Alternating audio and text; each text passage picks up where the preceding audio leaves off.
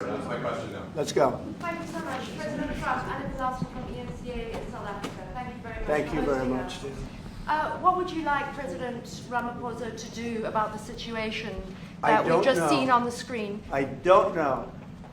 Look, these are articles over the last few days. Death of people. Death. Horrible death. President Ramaphosa, your reaction to those videos, Mr. President Trump, would you... Well, I think the videos are so... No, when you look at the videos, I mean, how does it get worse? And these are people that are officials, and they're saying that kill the white farmer and take their land. That's what it is. And I have other friends in South Africa, I have people that left, one in particular that says you can't go there. He said they want to take your land, they take your land, and they kill you. It's okay, and they say it's okay to do. Now, we're going to talk about it, but this is a tremendous, look, this is a story recent. These are all people that recently got killed. Let me clarify that. Yeah, let me clarify that, because what you saw, the speeches that were being made, one, that is not government policy. We have a multi-party democracy in South Africa that allows people to express themselves, political parties to adhere to various policies, and in many cases, or in some cases, those policies do not go along with government policy. Our government policy is completely against what he was saying, even in the parliament. And they're a small minority party, which is allowed to exist in terms of our constitution. but you do allow them to take land. No. You do allow them to take land. Nobody can and take then when land. they take the land, they kill the white farmer. And when they kill the white farmer, nothing happens to them. No, there is Nothing happens to There them. is criminality in our country. People who do get killed, unfortunately through criminal activity, are not only white people. Majority of them are black people. And we have now The been farmers are utilized. black. The farmers are not black. We I don't now- say that's good or bad, but the farmers are not black.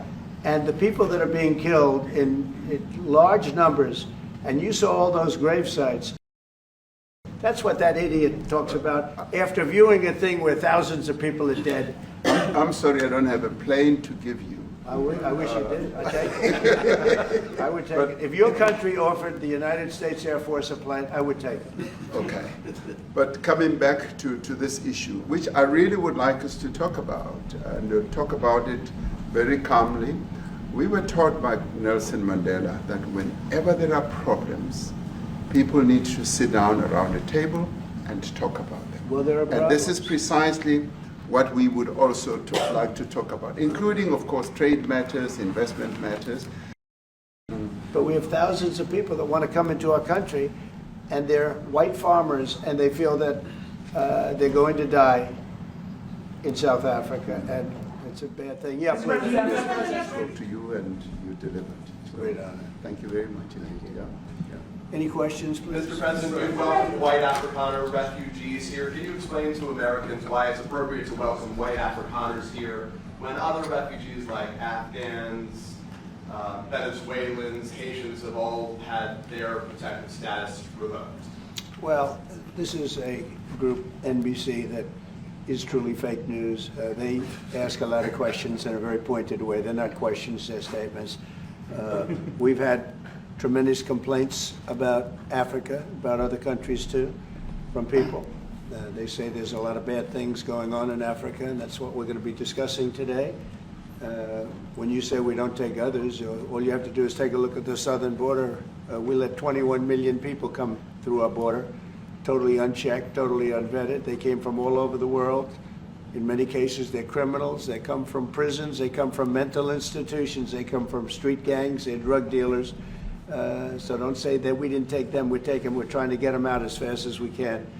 And we're doing record business on that. And we just won a big case where we're allowed to send back hundreds of criminals to Venezuela. Just won that today in the Supreme Court.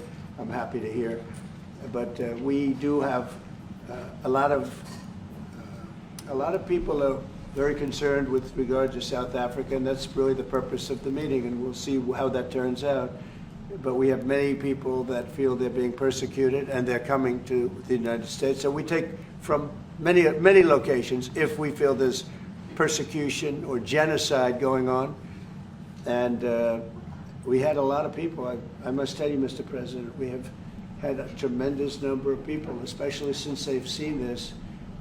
Generally, they're white farmers, and they're fleeing South Africa, and it's a very sad thing to see.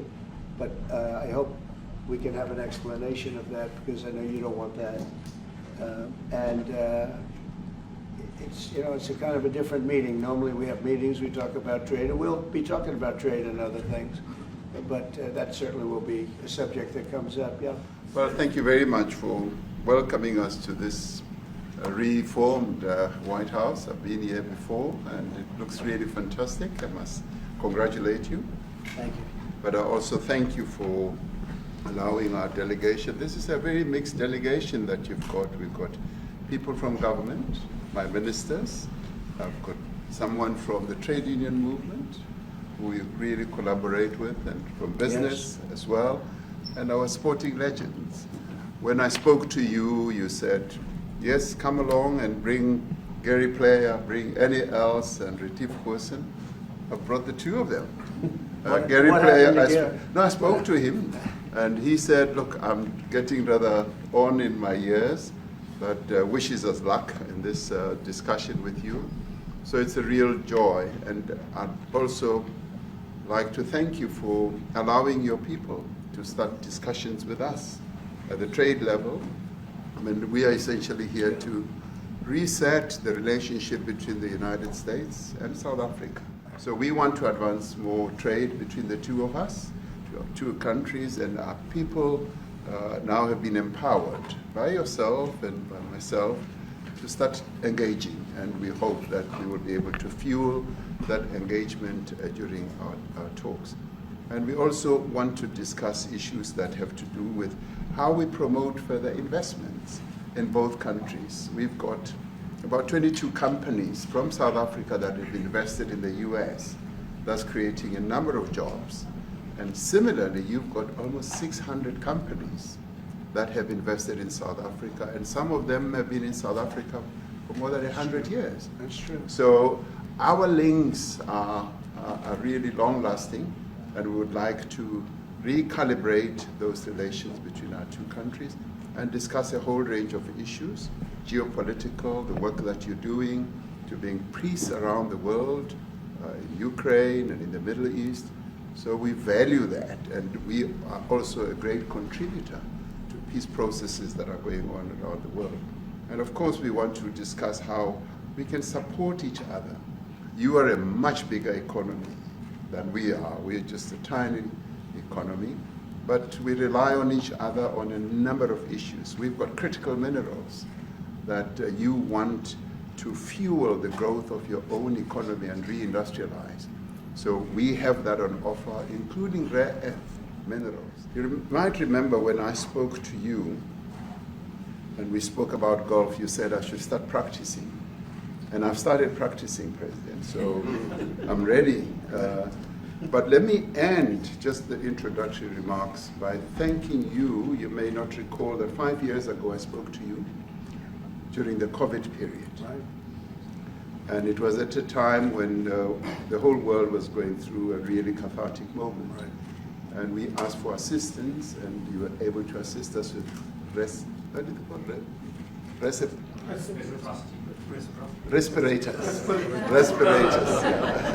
Respirators, and you kept to your word, and you delivered respirators to us. We didn't have as many in our country, and it really helped to help us deal with COVID.